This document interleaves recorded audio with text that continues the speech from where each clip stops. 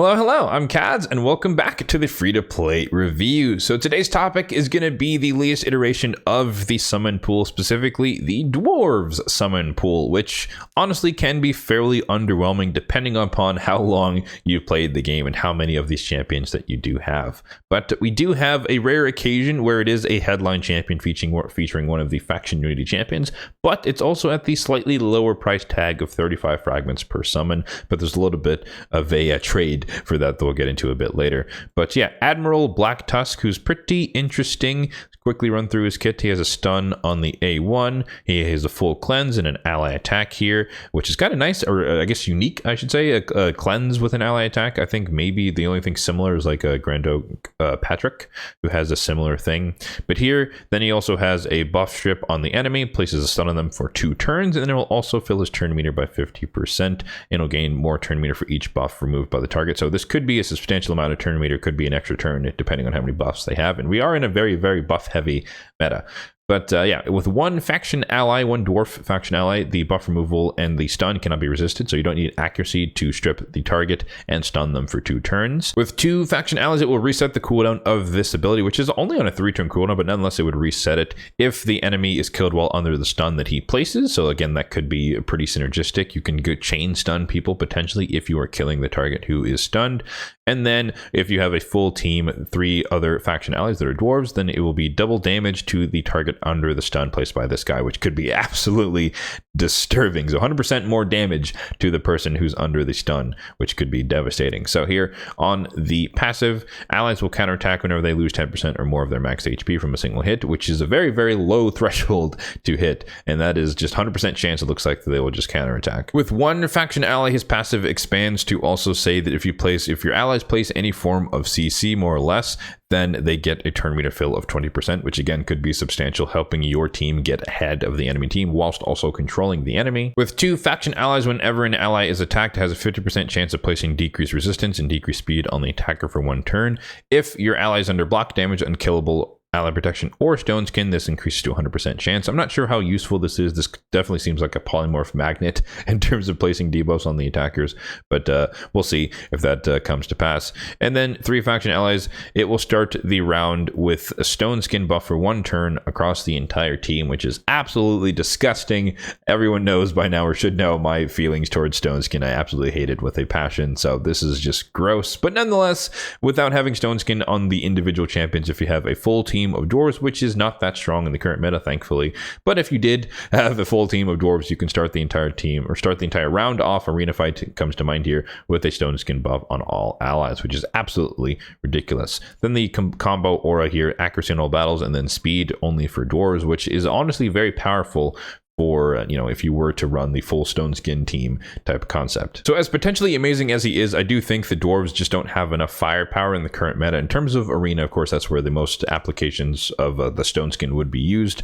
You're probably not going to see much of this guy in terms of, high tier meta, but he obviously could be an off meta pick, and it could be very annoying. You run like an old school Trunda team, arena Trunda team or something, protect your entire team with stone skin, maybe a Maulie for protection and revival, a little bit of CC, etc. You can kind of make things work. Goffred Blast Clad, another good thing for protecting your nukers, but I digress here, getting ahead of ourselves. But yeah, so dwarves, of course, is the theme here. We do have a decent selection of dwarves that you could get here, namely, I would say Brogni. He's kind of like out of the meta now, but he used to be really, really strong. The shield growth, the original shield growth champion. Herndig, really, really strong in Dark Fae. If you checked out my guide on the Dark Fae, you saw him featured on my team, and he is making light work of the mirror copies in that fight, but also resetting his ability super strong. Goffred Brassclad, already mentioned him, but he does have a fairly annoying passive that can kind of protect one of your nukers and place a stun on the attacker, on any attacker who attacks that target, and prevents their death by putting block damage on them, so pretty useful. Kira the Watcher, she's okay, but she's kind of a standard like ally protection type champion, and you can probably use an epic for that, and you don't really need to rely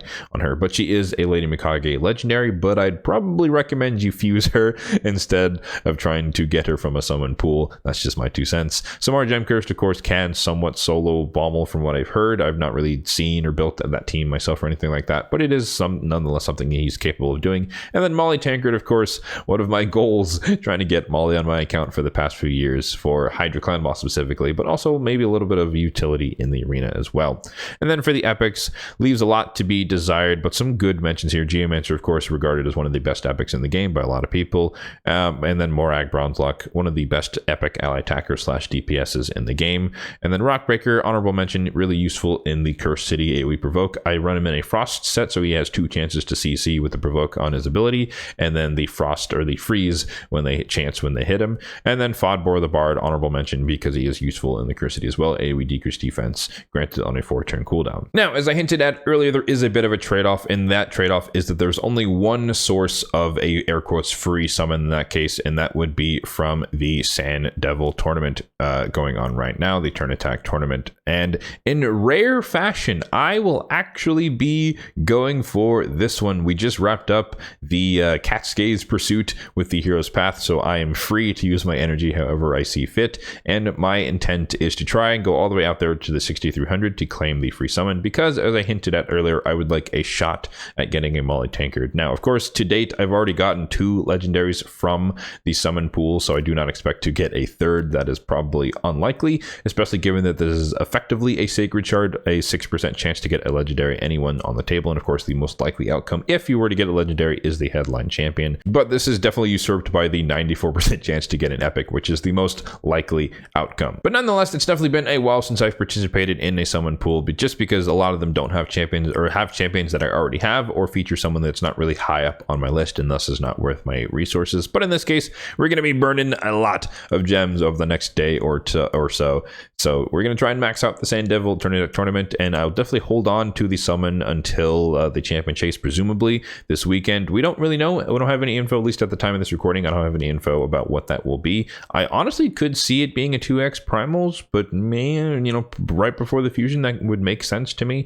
But it could also be a 2x void, 2x sacreds. I'm not sure exactly where we are in the cycle, but also they're not really following the preordained cycle as much anymore nowadays. Now, all that being said, in terms of a formal recommendation, I do understand that a lot of these champions are going to be a lot less desirable to most people in the game. And again, if you have to surround Dwarves or surround Admiral with Dwarves, you're not really looking at much in terms of a good quality meta arena team. So I can expect the appetite around the summon pool to be relatively low. However, there's nothing else to be doing right now. So if you are running the Sand Devil, you can definitely go for that, get the fragments, and then just bank them for the next summon pool, whatever that happens to be. And you might be in a good position to hold on to that for a while, because if the next summon pool or the next subsequent summon pools are 40 fragments in cost, 35 will not be enough. So you can hold on to it really for the next one and see what the future may hold and which summon pool you might actually want to go for. Of course, if you do want another free summon, you're gonna have to do something else to get an extra 5, which they never offer.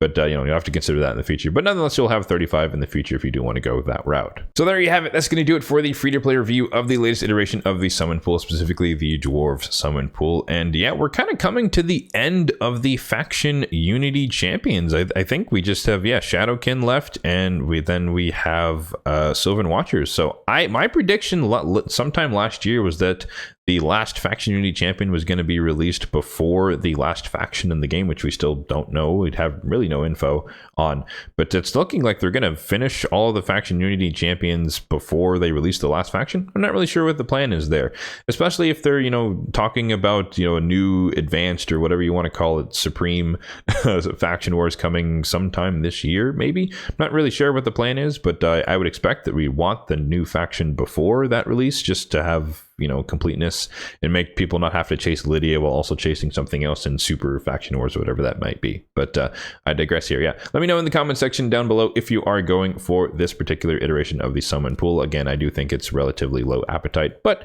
could be a nice chance to snag one of these cool epics. You don't have a Geomancer, or you want to empower some of these epics here featured. Let me know if that is your goal in the comment section down below. As always, if you did find this video helpful, then be sure to hit that like button down below. It really does help out the channel, and feel free to subscribe to the channel for more content just like this one in the future. Thanks for watching, and have a good one.